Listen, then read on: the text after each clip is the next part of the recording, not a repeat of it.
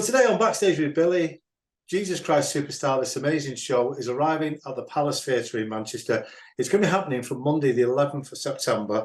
Now, it's starring Julian Clary as Herod. It's going to be starring Ian McIntosh as Jesus himself and the lovely Hannah Richardson as Mary. However, I am joined by Judas himself, Shem Omari. James, welcome to Backstage with Billy. How are you? You okay? Yeah, I'm really good. You have caught me slap bang in the middle, essentially, of our rehearsal period. So probably the best time to speak to me whilst my mind is everywhere. Right, okay, that sounds great to me. Now, this amazing show, obviously, I have never seen it live, but I've seen the television versions live at the arena with Mel C or Mel B. I always get them wrong way around.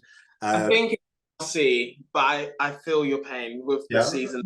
Well, my pain's going to turn into joy. That's all I'm going to say, because eventually I'm going to be going to see this amazing show, and of course, going to be seeing you perform as well, which is just going to be mind blowing. I know it is.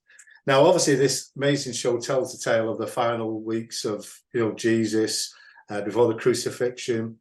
Your role, obviously, as the person that kind of sells him out. Is that the right word? Oh, I mean, topical. I guess I don't want to. Controversial. Yeah, controversial. I don't want to what's the word? Say that the story is particularly linear. I think the way that they've staged it, I think the album is very it is about the last days of Jesus. It's through the eyes of Judas. Some may argue, some may say not so. But I think it's telling that story, but in a very non-linear way. It's interesting because the way that the show was conceived wasn't your standard musical where we just have a book writer and, well, not just have, but we have a book writer and we have a choreographer and we have a musical supervisor and a writer and lyricist, and all of those people coming together all at the same time. The difference between that and Jesus Christ Superstar is it was very much music. The music came first.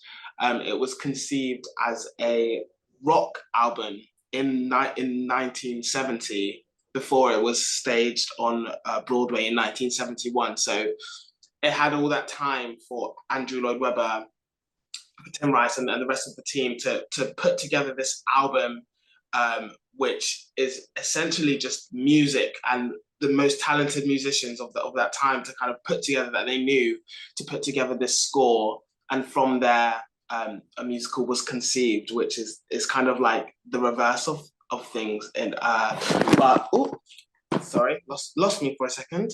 But I would definitely say that this production of Jesus Christ Superstar very much honors its origins, and really much we're often told, think about the music, let the music drive the story, and let the audience come to us.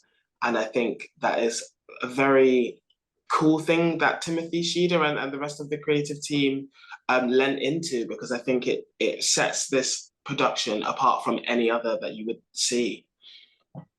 Wow, I just can't wait. I mean, obviously you mentioned there about Timothy Sheader directing the show and what have you. Obviously the writers, Tim Rice, Andrew Lloyd Webber. It's just wow, isn't it?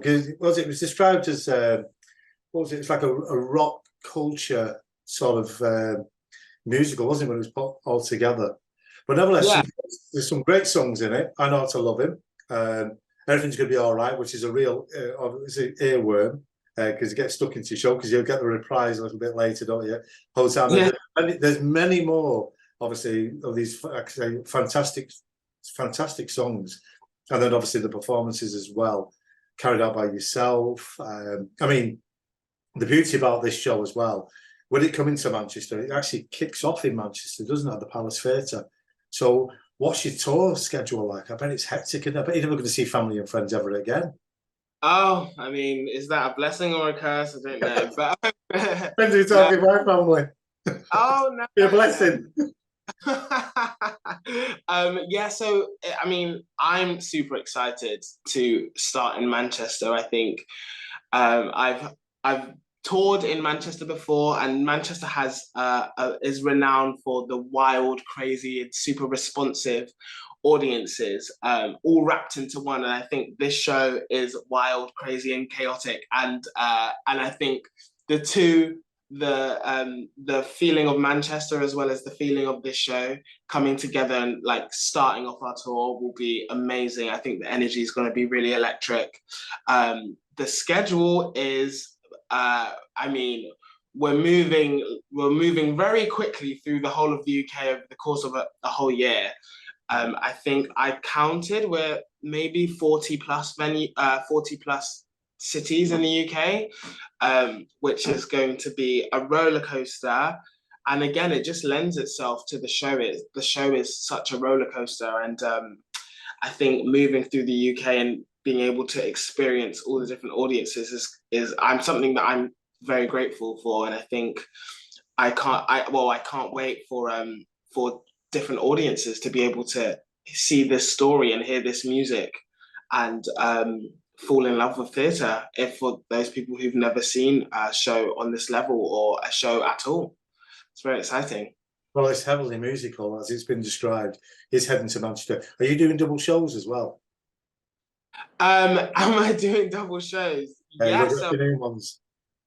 So I am doing double shows. So if you want to come and see me on the same day, double shows. The matinee might be very different to the evening show vocally, but but yeah, I will be doing double shows. But we're very lucky in this production that we over the course of a 1 week production, a one week stop, that we are, Ian McIntosh and myself are able to share the role with some wonderful alternate cast members who will be able to do one show a week as well.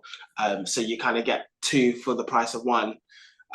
Because yeah, like you said, the score is so demanding that it's going to take a lot out of the actors. And so in order to do that, this is what the creative team wanted, which is really exciting because, like we said, like the whole vibe of this show is that you're coming to it essentially a gig. So you know, you come to see Beyonce one day, and then you come to see the Beatles the next day, and you're getting two for the price of one, like I said. Otherwise, I mean, from my experience of casting directors and casting people, they'll work you and then they'll break you, and then they'll just, you know, that's the way they are. They get the money's worth out of you. But nevertheless, this amazing show with you obviously starring in it, which along with Julian Clary and Ian and Hannah, is heading to Manchester. It's coming to the Palace Theatre. It's going to be in Manchester for 2 weeks, which I'm excited over. Happens from Monday, the 11th of September. You need to grab your tickets, atgtickets.com. Come along, see this big heavenly musical, but this big character himself, he's going to be just, you're just going to be phenomenal, because I am, well, from what I've seen of obviously the live shows, which I've seen on television, Judas is obviously a great character to play, and obviously the villain or whatever you want to call him. But nevertheless, you've got this fantastic role. You are going to smash it, Shemmy. I know you are, and I'm looking forward to seeing it live on stage when it arrives in Manchester at the Palace Theatre. I just can't wait, mate. I really am. That's why when we started this off, I mean, obviously this is part you don't see. I was kind of like, because it's just a big role, mate, and I'm looking forward to it. I'm looking forward to you delivering it, and I know you're gonna. We're gonna love you. It's gonna be Marmite, isn't it? Really, we're gonna love you, hate you, and that's what it's all about. You're gonna love to hate me. Well, again, like I think I don't even want to spoil every single thing, but the way that we view community is heavily scrutinized in this show, and I think it's so relevant to today. And like you said, like, who do we see as the Judases of today, and who do we see as the Jesuses? Is that right? Is that wrong? It's just about the scrutiny, asking questions, but also coming together to enjoy such a theatrical experience, and the universal themes of deep love, deep joy, fear, being scared, coming together. All of those things, they're ageless, they're timeless, they're for everybody. And so a show like this, I think, can really bring people together, like, you know, families in Manchester where we're kicking off, as well as people who are coming on their own, who might need to go through something emotionally. And I think, like I said, this show and the story is so universal, and it really does appeal to everyone. And I think anyone who comes to see this show specifically will get something out of it. And you know, it worked the first time. It was conceived in 2016, this production, and it won the Olivier Award for Best Revival of a musical. And Tyrone Huntley, who played this role of Judas, was nominated for an Olivier Award as well. So they've done something, and I feel very lucky to be part of this production and be working with this team, because I think they've hit the nail on the head with this one, I think. Well, like I said, I'm feeling very lucky because obviously I'm going to be going on to see this show when it heads to Manchester, the Palace Theatre.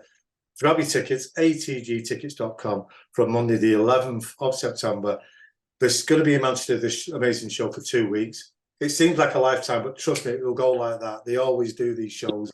Emma is just going to be nailing it on stage, along with Julian Clary, along with Ian McIntosh and the lovely Hannah Richardson. All I can say, Shemmy, is thank you today for being part of Backstage with Billy. Break a leg, but not literally. And of course, I can't wait to see you live on stage. Jesus Christ Superstar, heading to Manchester, the Palace Theatre. Grab your tickets. Do it now. Absolutely. Agreed. Thank you, Billy. Thank you. Get your No tickets. worries.